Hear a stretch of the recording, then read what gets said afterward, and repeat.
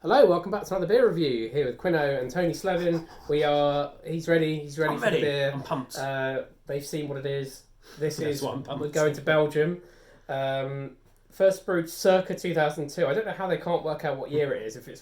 You never normally hear that, but there we go. It's 6.5% and it is the Cam Oude Kriek. We've got a nice big bottle here. It's got the dimple in the bottom, so that's very exciting. We love a good dimple in a bottle. Sign of quality. Good sign, yeah. Now, the question is it going to be bottle conditioned?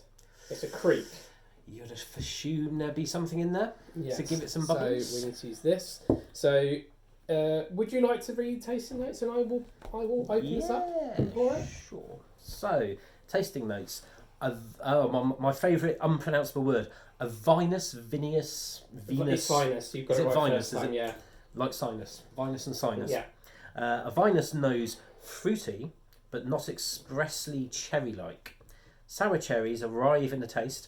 Fresh fruit-like. The beer is not overly lambic, yet is pretty acidic and well carbonated. So it's kind of not like a thing, but it kind of is like a thing. So it's not massively like cherries, but there are cherries. It's not massively like lambic, but it is pretty acidic. So it feels very much like someone sat on the fence here, and I'm trying to work out whether this is a genuine set of tasting notes or someone just couldn't make their mind up. I guess we'll find out in about. Well, the rate is going down about a minute. Yeah, it's quite pretty fuzzy. Need an interlude. Give us some music. Right, let's see what we can get out of here. Oh, it's still a bit fizzy. Give it a little bit of time. Yeah. Oh, You can probably hear it. It's quite noisy. I do like a nice cherry beer. Yeah, I like a Kriek as well. Ooh. You like Krieks, don't you? I love creeks. Creeks, lambics, gurs, all that kind of jazz. That's me. Great stuff. Right, let's see what we got now. Getting a bit of a snob these days. It should. That's a beautiful colour. Look at that. Look how deep that is. Wow. Wow. Ooh. That looks like an artist's colour red. Yes, They're it going does, to paint doesn't it? something with, isn't it?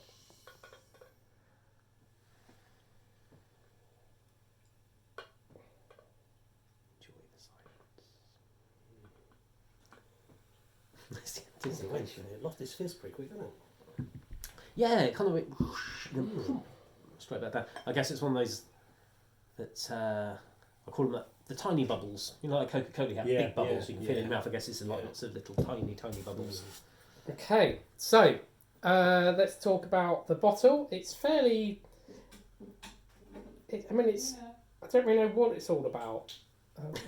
What's it all about, Ted? It's got pictures of. I don't know. Are those flying bananas or boomerangs?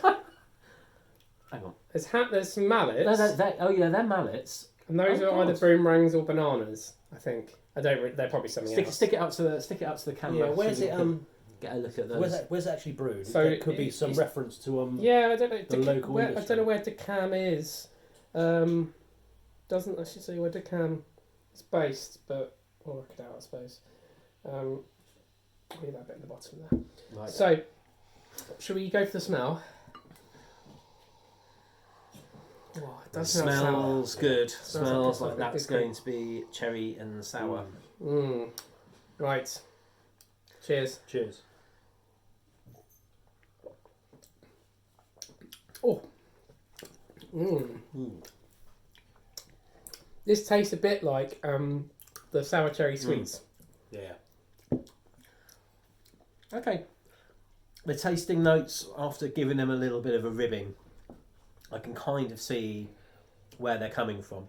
There is a huge amount of fruit flavour, but it's not just cherry, is it? It's not sharp. No, it is quite nice. It's acidic, but it's not puckering. Oh, no.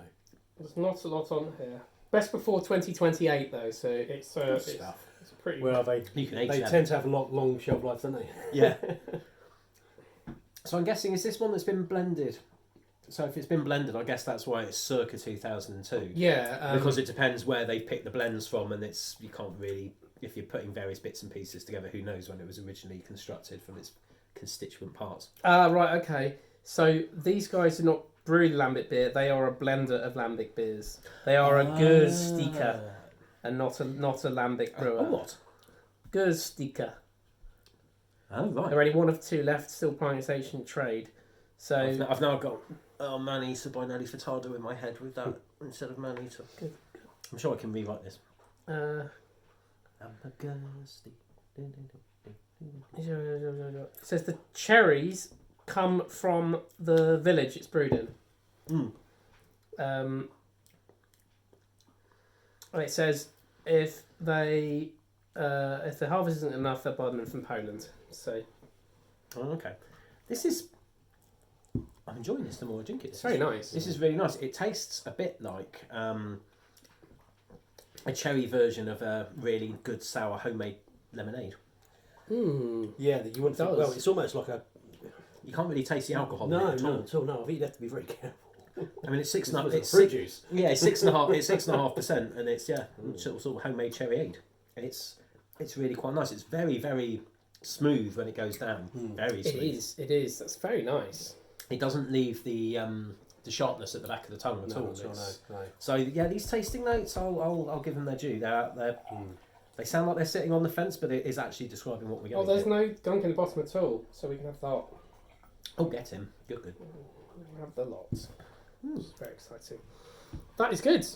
Big fan of that one. Yeah, definitely. Well, I've had some really. The great thing about this book actually is that I've tried some wonderful examples of beers I didn't really drink a lot of before. Yeah. So Krieks, this sort of fruit beers, saisons, sours, gurzes, loads of different styles. And this is another great example of a Kriek.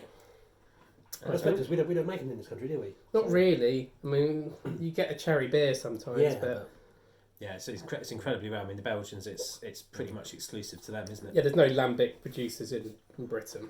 No. And there are people making sours, but we don't really. I guess the weather probably outside of maybe one or two places, it's just not the right. If you make it properly with the open tanks and the open wild slats and yeast, stuff, yes. yeah, and the wild yeast. I guess Belgium's a little bit more temperate and it has a slightly better thing for it. I don't know. Well, that is good. I think it was pretty accurate in its description. Yeah. Not more to say about that one, so I think we'll leave that one there. Like, comment, subscribe. See if you have a beer review very, very soon.